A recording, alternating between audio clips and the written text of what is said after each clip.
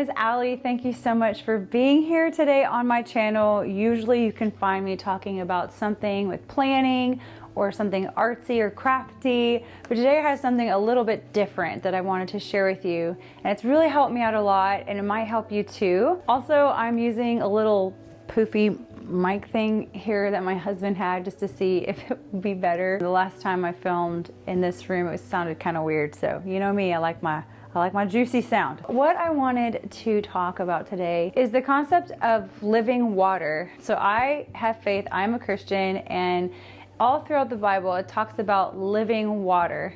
And even in the natural, like when you're out and about, if you see a beautiful stream or a beautiful lake or something like that, usually it's alive.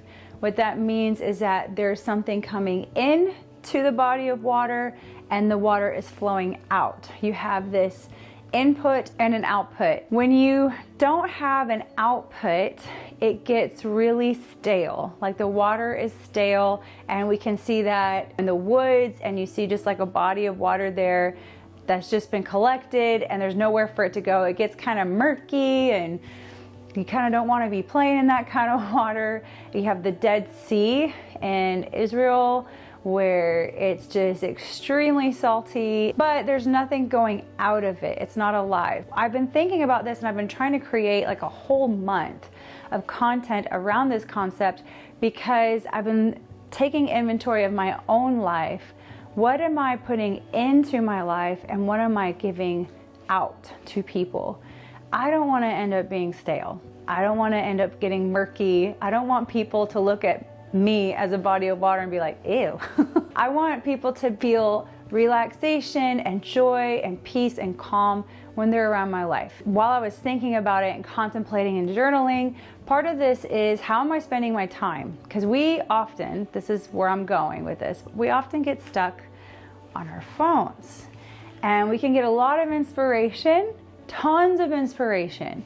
But where is it going? Like where are we putting this inspiration? Are we actually using it? Are we creating things? How are we using this inspiration? Like we can get so much, but if it's not coming out, it's gonna get clogged up. The irony of this is you may be watching this video on your phone or on a device of some sort. And I'm not saying that we shouldn't have time to relax and be able to watch things. I'm saying is that sometimes, and it's true, sometimes you can get sucked in and just not stop. But oftentimes I will have to give myself a timer because you can just get sucked into all that's available out on the internet. So I waste a lot of time, or I was wasting a lot of time on my phone. And what'll really cook your noodle is when you go to the screen time option where you can see the number. I know it's hard.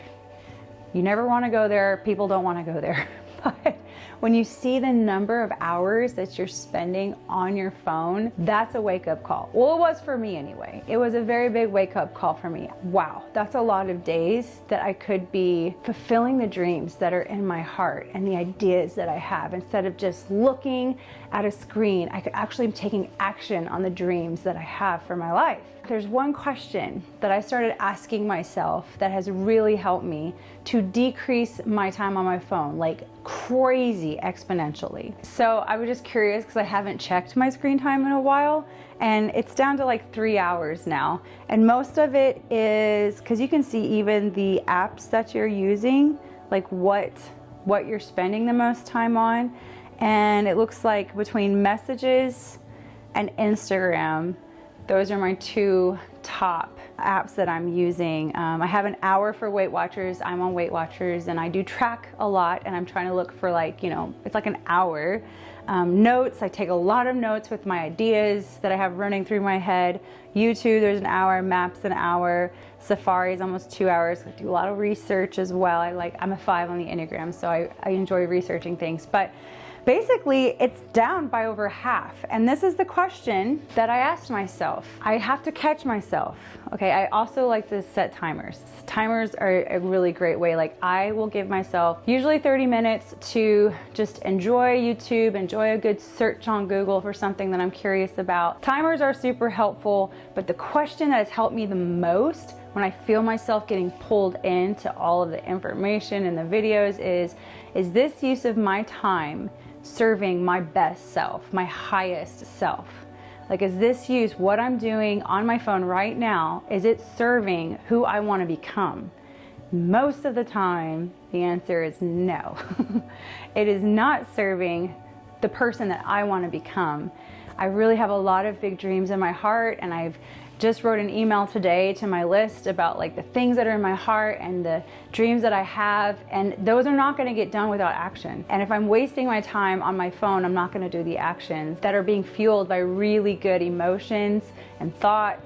And so that is the question. That has been my biggest help, is that when that timer goes off, asking myself, is this use of my time serving my highest self? That is what I wanted to share with you today, because maybe you're like me. I don't think I'm alone when I say that I can feel just pulled into Instagram or YouTube. When you are researching and figuring, this is my biggest problem, researching and figuring out, making decisions and researching some more. It's called passive action. It's not taking an action towards the thing. I'm just collecting data, and at some point you're gonna have to use the data that you collected and not be afraid of failure. I'm going on a bunny trail here, but I'm just gonna go. Failure is like your biggest teacher if you do not quit. Failure does not mean quit, it means learn. Learn from what didn't work. I just am trying to learn that it's okay to fail, and that failure can be a really great teacher for me. So taking note, what worked,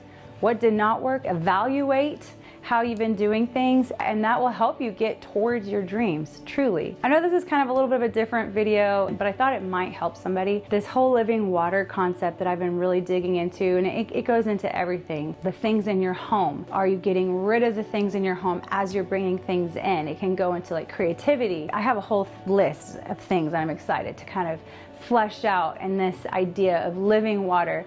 But the big thing for me that I thought would be the most helpful for us as creatives, as planner people, how many of us can get stuck watching cool planner setups and plan with me videos and not do the things ourselves?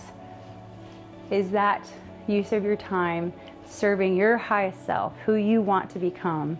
And if it's not, consider doing something else with your time. Consider doing a planning session. Consider doing a journal section about your dreams, like what you want to become, like who do you want to become, what are your dreams. It's super fun and it's full of joy and hope, and I really hope you do it. It's going to be awesome. Thank you so much for taking your time to hang out with me for a little bit.